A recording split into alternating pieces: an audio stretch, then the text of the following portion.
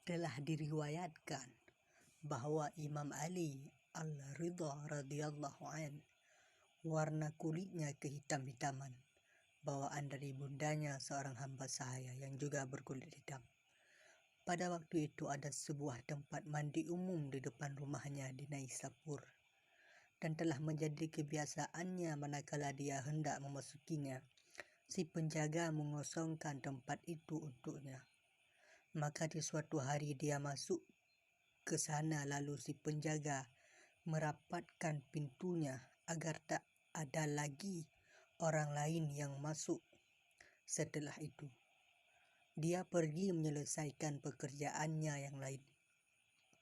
Tak lama kemudian, seorang asing dari pinggiran kota itu datang dan membuka pintu lalu masuk.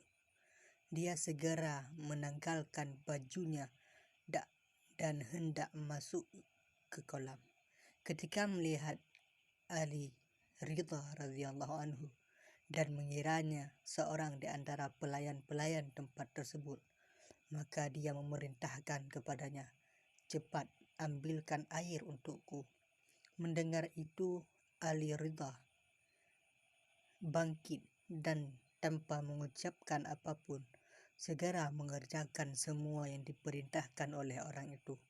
Tak lama setelah itu, si penjaga datang kembali dan melihat pakaian seorang asing dan juga mendengar pembicaraannya dengan Ali Ridha.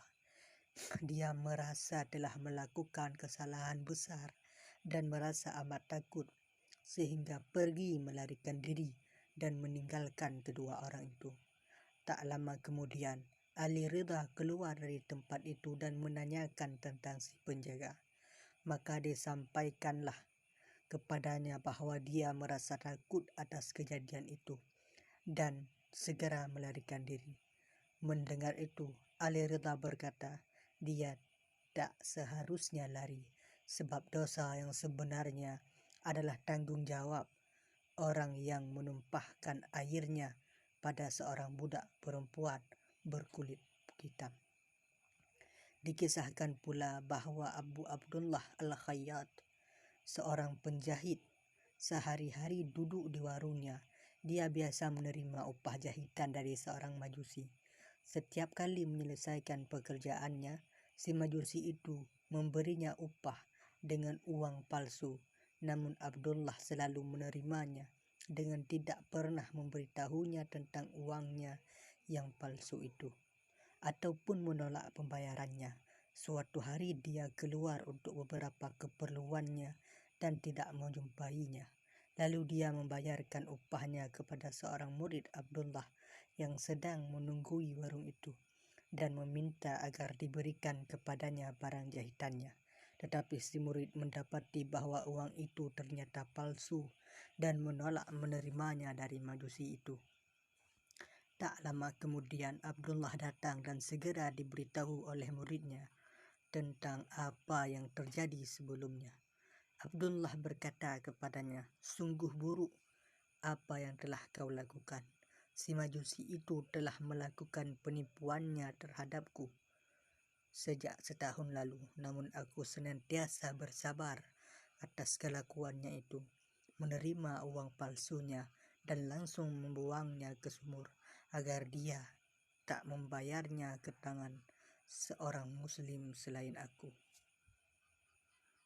Telah berkata Yusuf bin Asbad, ada 10 tanda orang yang berakhlak baik, yaitu jarang bertengkar, selalu memperlakukan orang lain dengan adil, tidak mencari-cari kesalahannya, berprasangka baik terhadap keburukan yang timbul darinya, mencarikan dalih atas kesalahannya, bersabar atas gangguannya, selalu menyalahkan diri sendiri, berupaya mengetahui cacat-cacat dirinya sendiri dan bukannya cacat-cacat orang lain, bersikap ramah tamah terhadap siapa saja, baik orang dewasa maupun kanak-kanak, dan bersopan santun di hadapan orang yang lebih rendah kedudukannya maupun yang lebih tinggi.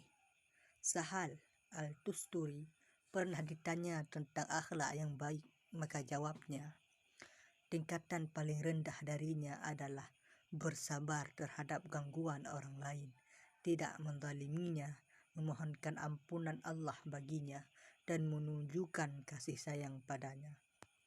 Pernah ditanya kepada Ahnaf bin Qais, dari siapakah Anda belajar menjadi seorang penyantun, penyabar dan pemaaf? Dari Qais bin Asim, jawab Ahnaf. Seberapa jauh kesantunannya itu? Tanya orang itu. Pada suatu ketika, dia sedang duduk di rumahnya ketika seorang budak perempuan membawakan untuknya daging bakar di atas sebuah nampan yang panas. Malang baginya, nampan itu jatuh di atas kepala seorang bayi, putra Qais, yang menyebabkan kematiannya. Si budak itu menjadi amat ketakutan, tetapi Qais berkata kepadanya, "Tidak usah kamu merasa takut. Sejak kini ku merdekakan kamu semata-mata demi mengharap keridhaan Allah." Dikisahkan pula bahwa Qais Al-Qarni sering dilempari batu oleh sekelompok anak-anak setiap kali mereka melihatnya, lalu katanya kepada mereka, "Hai saudaraku, hai saudara-saudaraku, kalau memang harus kalian melempariku, tolong lempari aku dengan batu kecil-kecil saja, agar kalian tak melukai kakiku dan merintangiku berdiri untuk salat." Seorang laki-laki pernah mencaci Ahnaf bin Qais, sementara dia tidak menjawabnya. Akan tetapi orang itu harus mengikutinya sambil menunjukkan caciannya, sehingga ketika telah berangkat dekat dengan kampung tempat tinggalnya, Ahnaf berhenti dan berkata kepada orang itu, "Kalau masih ada yang tersisa dari cacian Anda, katakanlah sekarang, agar tak terdengar oleh beberapa di antara anak-anak nakal di kampungku dan mengganggu Anda karenanya." Diriwayatkan bahwa Ali bin Abi Thalib pernah memanggil seorang budaknya, tetapi tak dijawab olehnya. Maka diulanginya memanggil budaknya itu 2 kali, 3 kali, tetapi tak ada jawabannya. Maka dicarinya si budak dan dilihatnya sedang berbaring. Dia berkata kepadanya, "Apakah engkau tak mendengar?" Jawab si budak, "Ya, sebetulnya saya mendengar panggilan Tuhan." "Lalu mengapa engkau tak menjawab?" tanya Ali radhiyallahu anhu. Dia pun menjawab, "Karena saya yakin bahwa Tuhan takkan menghukumku." Mendengar jawabannya itu, Ali radhiyallahu anhu berkata kepadanya, "Pergilah engkau, ku merdekakan demi keridhaan Allah." Seorang perempuan pernah mencaci Malik bin Dinar dan berkata kepadanya, "Hai engkau si pencari pujian."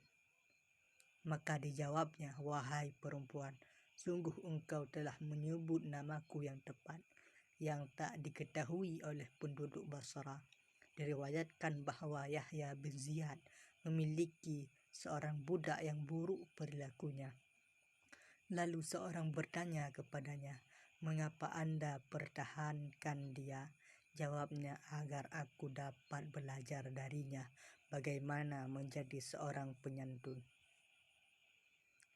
Demikianlah beberapa contoh dari jiwa-jiwa yang telah ditundukkan dengan riyadah, latihan-latihan rohani, sehingga akhlaknya menjadi lurus, bersih, dan dari noda-noda kelicikan, keirian, dan kedengkian, dan karenanya telah ridha sepenuhnya atas apa yang telah diperuntukkan baginya oleh Allah. Itulah puncak dari akhlak yang baik dan mulia. Sebab siapa saja yang tidak menyukai tindakan Allah dan tidak ridha kepadanya, dia adalah seorang yang amat buruk akhlaknya. Adapun orang-orang yang telah disebutkan kisahnya di atas adalah mereka yang dibuktikan oleh perbuatan-perbuatannya bahwa mereka adalah orang-orang yang benar-benar berakhlak baik, sebagaimana telah kami uraikan. Maka barang siapa tidak mendapati tanda-tanda ini pada dirinya sendiri, hendaklah dia tidak tertipu lalu menyangka bahwa dirinya adalah seorang yang baik akhlaknya, tetapi sebaliknya, hendaklah dia menyibukkan dirinya dengan melaksanakan riyadhah dan mujahadah sampai berhasil mencapai derajat akhlak yang baik, sebab itu adalah derajat yang amat tinggi. Takkan mencapainya kecuali orang-orang yang benar-benar tulus, as-siddiqun, dan yang mendekatkan kepada Allah Subhanahu wa Ta'ala disebabkan akhlak dan amalnya.